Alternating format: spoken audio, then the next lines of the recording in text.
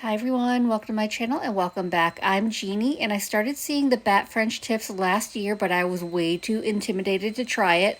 But this year I'm finally going to give it a try and I'm doing this press-on style. So the tips I'll be using are my iGel Beauty Short Almond Pro Gel tips, and a huge thank you to iGel Beauty for sponsoring today's video.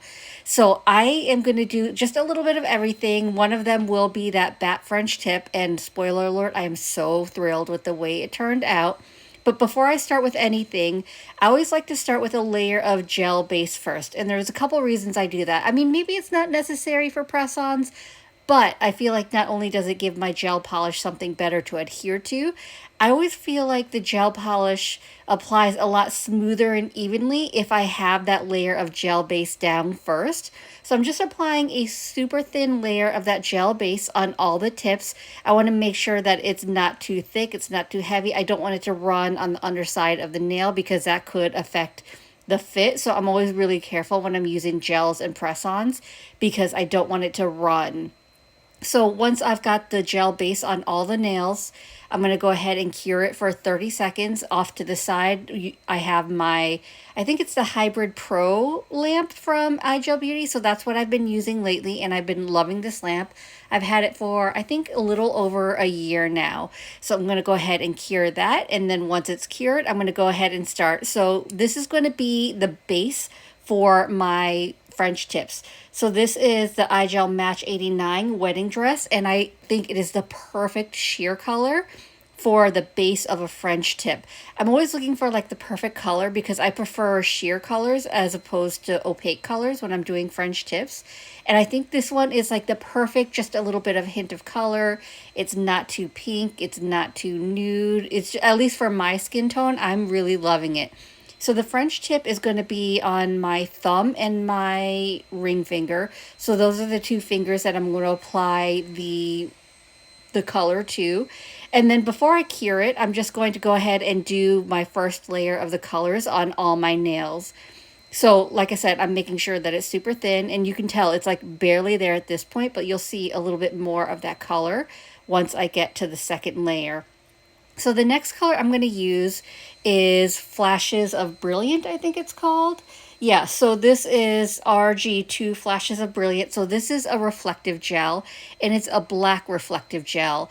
And I'm having a really hard time showing you the reflective. I think they're so cool because, you know, in normal lighting, they just look like a regular glitter. But once you put it under that flash lighting, it looks like super, not holographic. I'm trying to think of the right word of, it just looks like super blingy, like disco ball, super crazy looking. But right now it just looks like a regular gel. It is a little bit sheerer, but I'm going to build that up with additional layers because I didn't want it to be like too dark. So depending on how packed you want it with the glitter, you can do more layers, but I'm happy with the 2 layers. I think that's good coverage. The next color I'm using is LB90 Dynamic Black, so I am using a bunch of different gels from different collections, but the reason I'm using this black is because on my index finger and pinky, I'm going to be doing a cat eye gel, and I always find the cat eyes work better with a black base, so I'm just going to do one thin layer of the black, and then I'm going to do the cat eye on top of it, and that'll make it really pop. And the one thing I do want to note is I am so sorry about the lighting. I don't know what my phone is doing, but for some reason, it keeps like shifting the color. So normally it's just normal color, but you'll see like every once in a while it turns like to a yellowish. I don't know why it's doing that. It hasn't done it before. It's really annoying me, but I didn't know how to stop it. So I'm so sorry about that. If you have an iPhone and you know how to fix that color shifting, please let me know because I don't want this to be my videos going forward because I just don't like it. So anyway, I got my first layer of everything down. I cured that for a full 60 seconds just because I wanted to make sure everything was fully cured. I think 30 seconds would have been fine, but I just like to cure a little extra just in case. So now I'm going in with layer 2. So it's going to be the same colors on my thumb, middle, and ring fingers. And then, like I mentioned, for the index finger and pinky, it's going to be the cat eye. So I'm going to do a different cat eye gel on top of the black, but for those 3 fingers, there's just going to be a second layer of the colors I used. So for the thumb and ring finger, it's that wedding dress. And then for my middle finger, it'll be the reflective gel, flashes of brilliant. And then we'll get into the cat eye.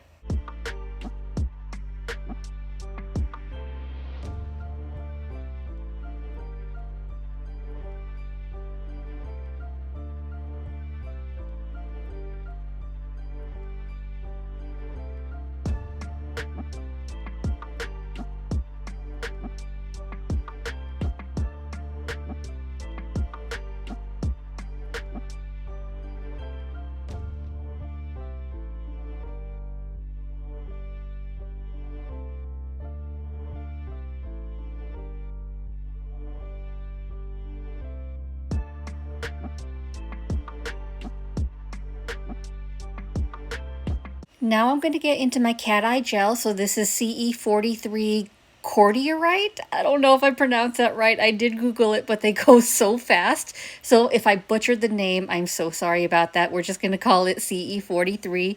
So this is a purple cat eye with like the silver metallic particles in it. It's just so pretty. So I'm going to apply a thin even layer of that on top of my black, and that's going to really make the color pop.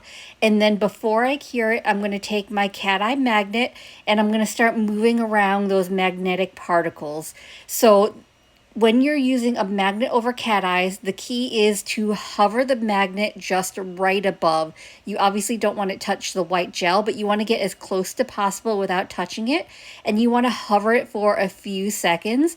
And I'm just kind of like trying to decide like how I want that magnetic strip to look. So I'm just kind of playing around with it.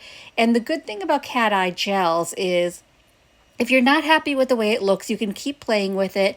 And then if you find like the magnetic particles aren't moving around as much, just go ahead and apply another thin layer of that cat eye polish on top. And it'll kind of like redistribute all those magnetic particles, and then you can start all over again. So you can see I played around with this a little bit too much because I couldn't decide like what design I wanted. So that's why I'm going to apply another thin layer and then start over. The one thing I'll say with the iGel cat eye polishes, they're not like the velvet style. Like you can't really velvetize these really well. So they're best as kind of like that stripe, whether it's like diagonal or vertical, horizontal, whatever, but they're better with like that line rather than you can't really velvetize them. So that's the one thing I wish iGel Beauty would come out with, because I really love the velvet look. But with the magnetic gel polishes, once you're happy with that design, flash cure it. You need to freeze that, because if you just let it sit, it's going to move back to where it was. So you need to freeze that design once you're happy with it. So while I'm flash curing that one, I'm going to go ahead and work on my pinky nail as well, doing the same thing. A couple other things I'll mention about cat eye gels if you're struggling with them is, one, the magnetic particles may settle depending on how long your bottle has been sitting. So make sure that you are reincorporating those magnetic pigments into your gel. So just put the bottle upside down and roll it in between the palm of your hands, and that will help reincorporate those pigments into the gel. See if that works. And as well as, not all magnets are created equal. So iGel Beauty does sell a magnetic wand, so that's what I'm using here. If it's still available, I'm not sure if it's sold out or not. I'll leave it linked below in the description. But you don't have to match the brand magnet to the brand polish you're using. But not all magnets are created equal, meaning there are weaker magnets and there are stronger magnets. So if you get a weaker magnet, you may struggle with cat eye polishes. So if you're struggling, try a different magnet. So I went ahead and cured my second layer of all the polishes. So here's how the set's looking. So now we're going to get into the fun part, which is the nail art. So I am using this resin palette, and we're going to start with the French tips, which they look easy, but this is the hardest part. But I am practicing doing that. So for the French tips, I'm going to be using Blazing Orange. This is DD66. It is such a fun, bright neon orange. I absolutely love this color. So I'm just putting some of that down on my palette to make it easier to pick up because I will be using my liner brush for the French tip. So this is the dual-ended liner brush. There's the longer end, which is 22 millimeters, and then the shorter end, which is 10 millimeters, which is what I'll be using for the French tip. So I'm going to use that shorter end. I'm just going to pick up some of that gel polish. I want to make sure it's thin. So I'm just kind of wiping a little bit off on the palette. And then I'm going to start with sketching out my French tips. So a little bit low, below where I want that French tip to end, I'm going to draw a line across that tip. And then from there, I'm going to draw a line downwards from that because I have a hard time finding the center of my nail. So that's going to help me kind of center my French tip. And then from that center line where the horizontal line is, I'm going to draw that curved line upwards towards the sidewall on each side. And that's going to be like my French tip. So I find it easier when I'm doing a French tip to kind of sketch out where I want that design to be, and I'll adjust a little bit as needed. But this kind of really helps me find that center where I want it to start and stop, and it makes it a little bit easier. But to fill in that outline, it's going to be quicker and easier if I just take the brush from the bottle and just very carefully start filling it in. I can use the liner brush for the details because I don't want to go outside of those lines that I've sketched, but it is like a larger area, so it's just quicker to use the brush from the bottle. And then once I've filled that in, I'm going to take my liner brush again, and then I'm going to start adjusting because I only want to do one layer of this color and it kind of pools in places. So I want to make sure that I'm evenly redistributing it, that there's no like patchy looking areas, that everything is kind of filled in, the color looks even, and then that I'm refining like that French tip area as well, refining that shape if I need any adjustments, just to make sure everything's even, because like I said, I'm only going to do one layer of this. So that's how it's looking. I'm going to go ahead and flash cure it to freeze it, and then I'm going to work on my thumb as well.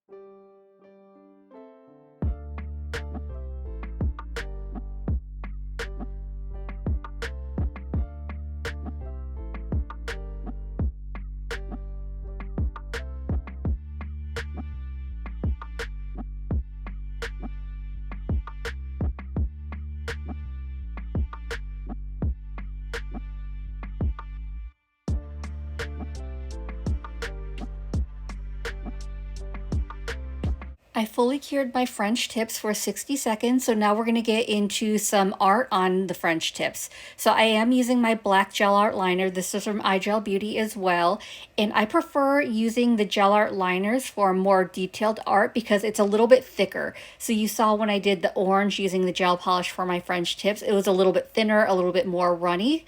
But for detailed nail art, you definitely want something thicker, which is why I love these liner gels. So I just applied a little bit of my palette because I want to use my liner brush again. But because I used a liner brush for the orange, I need to make sure that I'm cleaning that out first. So I'm just wiping the brush on a lint-free wipe, and then I'm running it through some gel base, which I placed on my palette. So in case there's any residual color, running it through gel base will clean that out.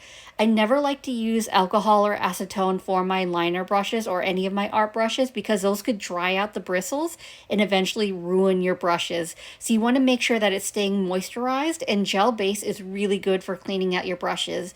Even when I'm done with my brushes, I'll run it through just a little bit of gel top coat and then I'll put the cap on, and that keeps it moisturized while it's being stored.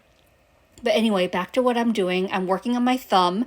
So I'm taking that black gel liner. This is black on black. And I'm just outlining the top of that French tip. So this is going to be like that stitched look, which I think is super cute. So I'm just working slowly, making sure that my line is as steady as possible. And I don't have steady hands, so you can see the pinky of my right hand. I'm anchoring on my left hand to make it steady. And then once I've got that outline, I'm going to draw tick marks across that line. So there's going to be little tick marks every so often. There's going to be some X's. I think like one on each side, but the rest of them are just going to be like tick marks across that line. And that's going to create that really cute stitched look, which I love the way this looks against the orange. So once I've got all those down, I'm going to go ahead and flash cure it just because I don't want to mess it up and redo it. So I'm going to flash cure it for about 10 to 15 seconds, and then I can work on my bat nail. My bat French tip is going to start the same way I did my thumb. So I'm taking that black gel liner and then my liner brush, and I'm just outlining the top of that French tip. So I've got my finger anchored to make sure that I'm as steady as possible. And I like to start with my lines thinner just to make sure that I have kind of that base of what I want. And then I will start darkening as I'm comfortable with the way that line looks. So once I have that outlined, I'm going to draw one longer line down the center, downwards towards my free edge. And then to the right of it, I'm going to draw one shorter line. And then to the left of it, hopefully the same distance, at least similar distance apart, I'm going to draw one shorter line as well. And so that's going to be kind of like my outline of the bat.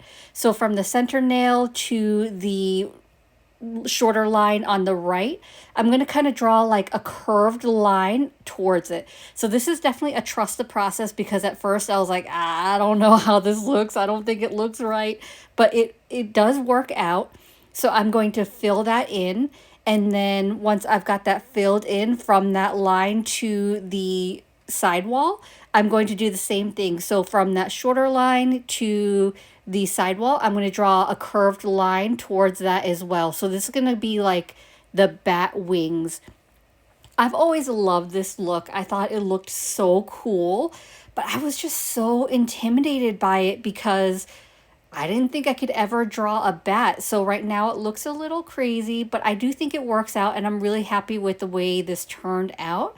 I wish I would have tried it last year. I may have to do this again just because I thought it was fun. And I actually have a stamping plate that came from this year's box of Night from Maniology that kind of has the bat French tip on one of the stamping plates, which I thought about using that, but I was like, you know what? No, let me try drawing this myself. So anyway, I'm going to do that to the right side, make sure everything's filled in, and I'm going to do the same for the left side.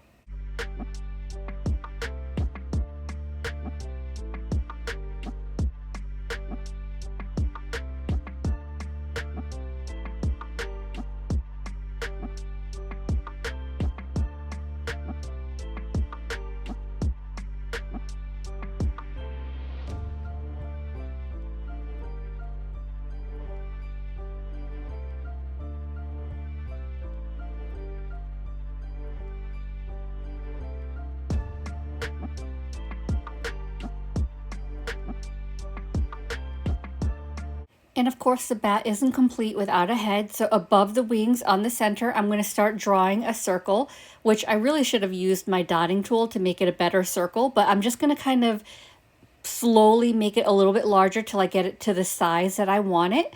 And then once I've got that down, I want like little ears. So I'm just going to try to draw like little tiny triangles onto the right and the left of the head just to make like little bat ears. And then once I'm happy with that, I'm going to go ahead and cure this for a full 60 seconds.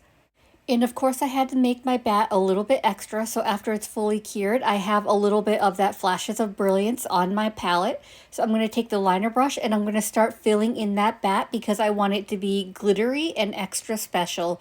So the reason I started with the black liner first instead of doing 2 layers of the Flashes of Brilliance is because you kind of saw on my middle finger that it's a little bit sheerer. I mean, not sheer, I wouldn't say, but it's thinner on the first layer, and I wanted to be able to really see the outline of the bat, and it also the solid black outline also helps that reflective glitter pop a little bit more.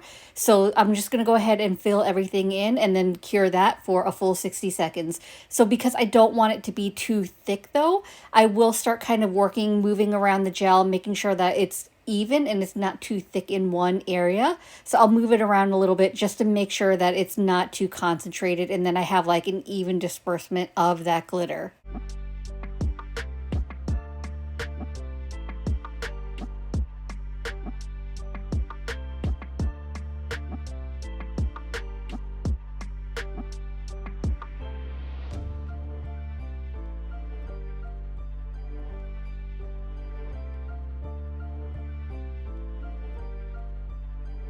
I totally forgot. I also did a design on my middle finger, which is kind of sad because I'm wearing this set as I'm doing this voiceover.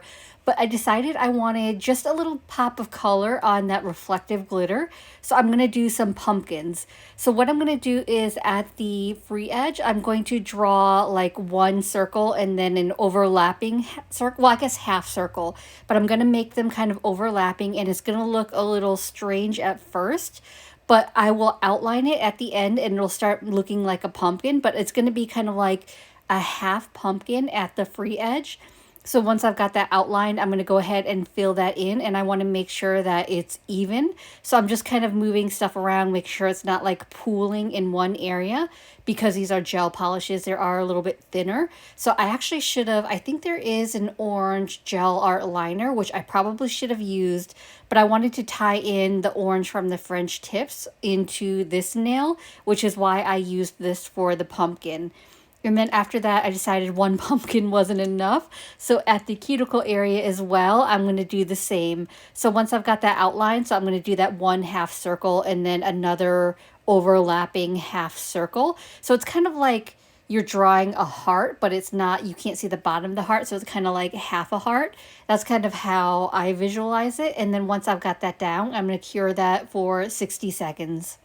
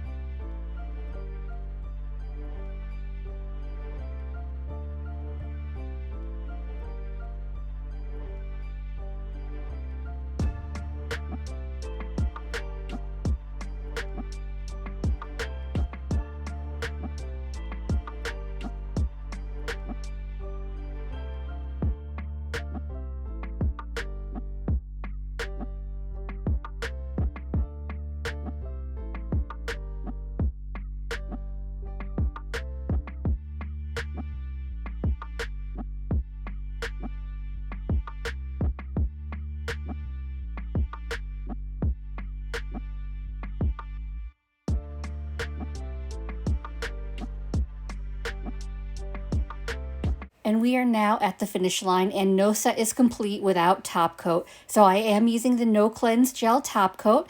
And if you're still here, thank you for hanging in there. If you're still watching, drop like a bat emoji in the comments so I know that you're still here. So I'm going to apply a even layer of gel top coat to the nails.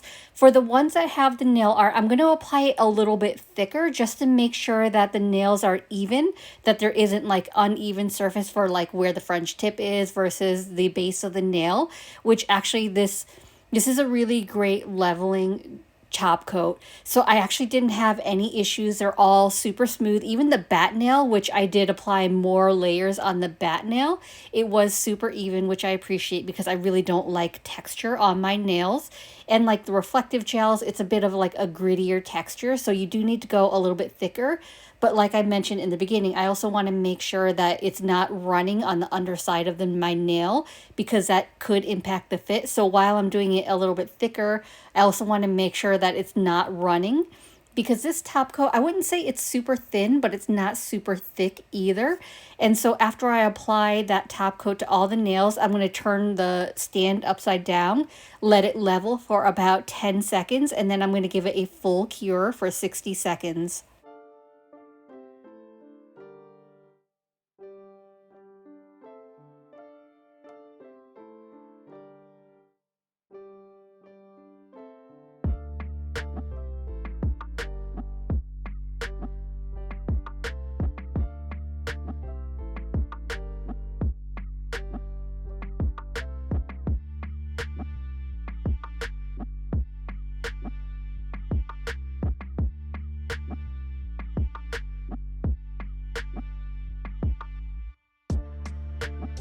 The set is fully cured. I let it cool down for about a minute, and now I'm taking a lint-free wipe and some isopropyl alcohol, and I'm just wiping down the nails. Even though it is a no cleanse gel top coat, there isn't a tacky layer. Whenever I'm working with gels, I like to make sure that I'm giving them a good wipe down first in case there's any extra residue, any extra chemicals. I want to make sure that I'm removing it before I apply the nails, or before I rub in cuticle oil, depending on if I'm doing it on my nails or press-ons. And the reason I wait till they cool down first is because if you start wiping them down or applying cuticle oil while it's still warm from the lamp, you could dull the shine of that top coat. So always make sure that it's cooled down first before you do anything. So now the set's ready for application. So here's how it's looking. I'm going to go ahead and apply them off camera, and then I want to show you what they look like on. So I just applied them using some sticky tabs, and here's how it looks. How stinking cute is this set? I am so happy with the way it turned out.